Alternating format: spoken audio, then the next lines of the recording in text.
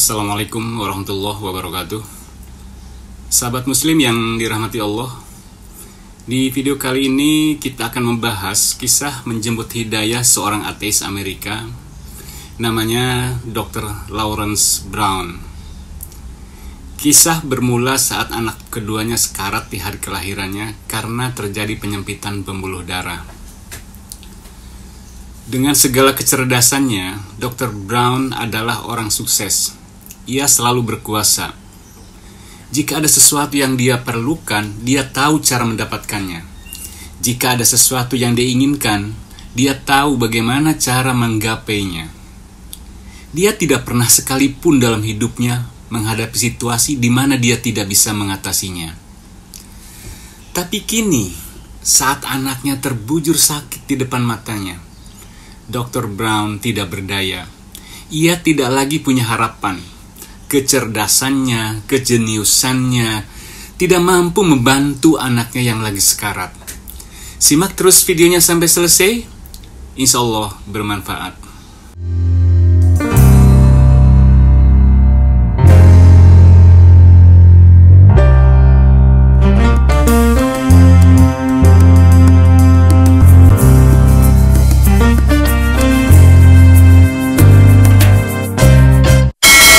Sahabat muslim yang dirahmati Allah, sebelum kita mulai kisahnya, ada baiknya kita mengenal sepintas sosok Dr. Lawrence Brown.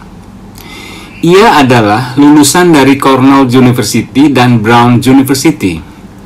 Ia adalah pensiunan dari Angkatan Udara Amerika setelah mengabdi selama kurang lebih 12 tahunan lah.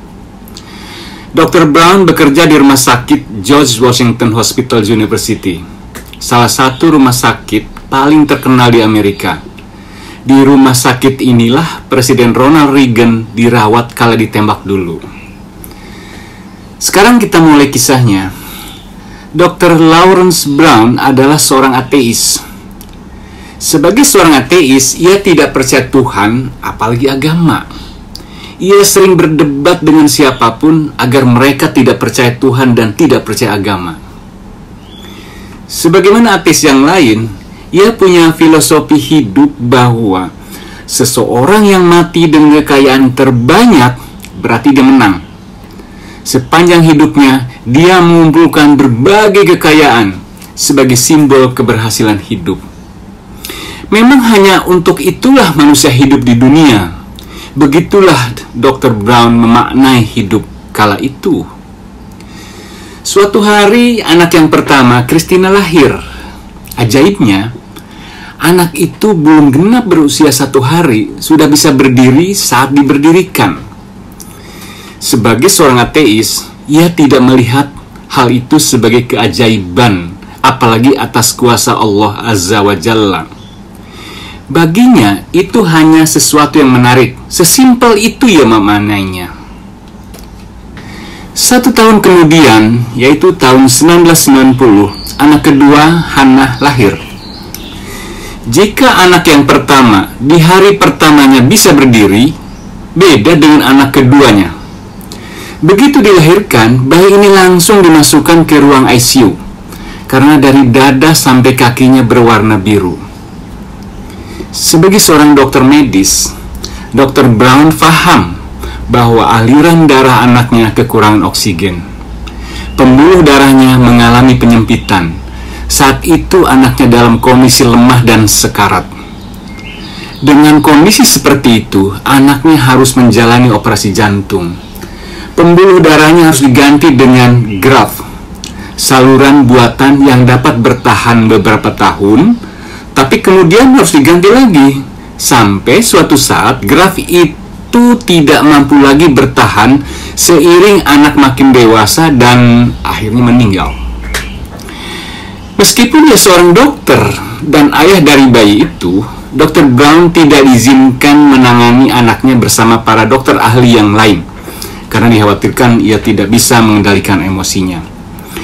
Untuk menghabiskan waktu sambil menunggu para dokter ahli jantung menganalisis kondisi anaknya, Dr. Brown berjalan-jalan di lorong rumah sakit. Tanpa ia sangka, di sebelah ruang ICU ada ruangan untuk berdoa. Tetapi tidak ada simbol-simbol keagamaan. Tidak ada patung, tidak ada salib, atau tidak ada simbol-simbol agama yang lain.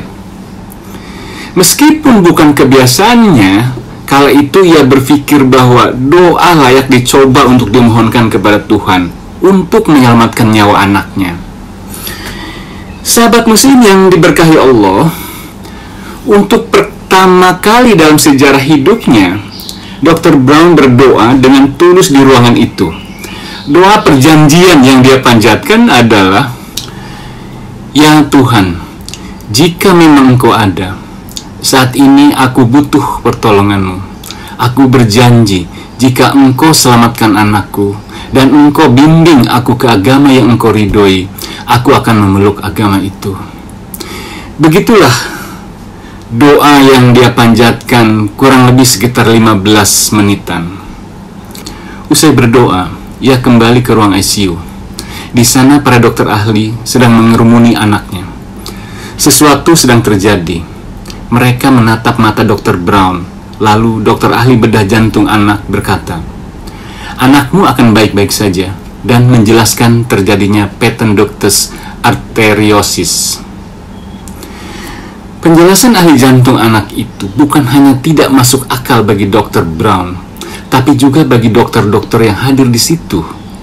Kemudian dilakukan tes ultrasound yang kedua. Hasilnya ternyata menunjukkan anak itu sehat. Padahal hasil ultrasound sebelumnya menunjukkan usia hidup anak itu terbatas. Kini bayi itu tidak perlu dioperasi, bahkan tidak perlu diobati.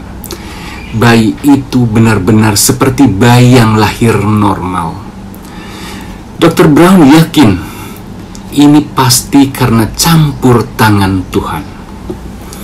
Sahabat muslim yang diberkahi Allah, jika kita flashback ke belakang, sebetulnya Allah sudah menegur Dr. Brown dengan keajaiban anak pertamanya yang bisa berdiri sendiri di hari pertama kelahirannya. Namun, ia tidak menangkap sinyal itu. Ia baru sadar ketika Allah mengirim sinyal kedua lewat anaknya yang kedua dengan cara yang lebih dramatis. Hal yang tidak diinginkan Dr. Brown adalah ia tidak mau mati tanpa janji yang telah dibuatnya terpenuhi.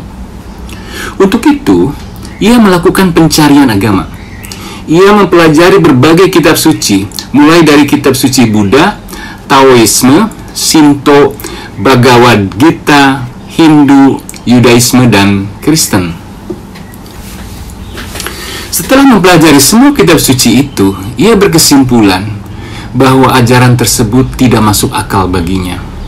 Ketika mempelajari Yudaisme, ia menilai sebagai agama yang benar.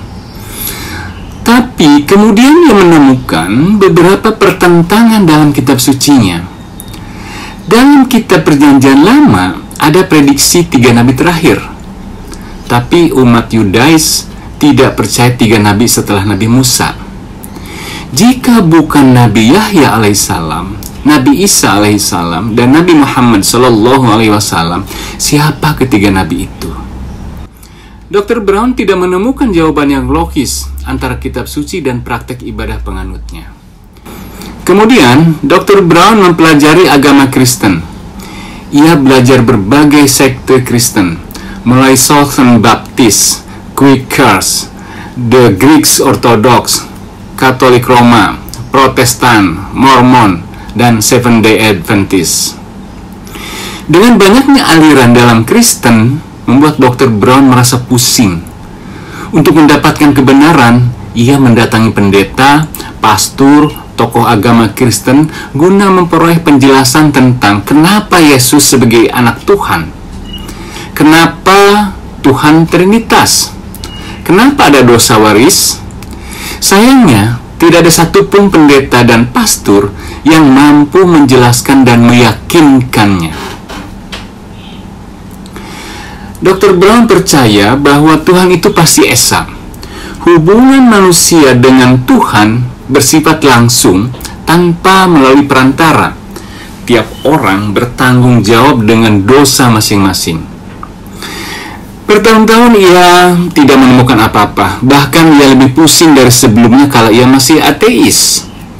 Sebagai orang Amerika, agama terakhir yang dipertimbangkan adalah Islam.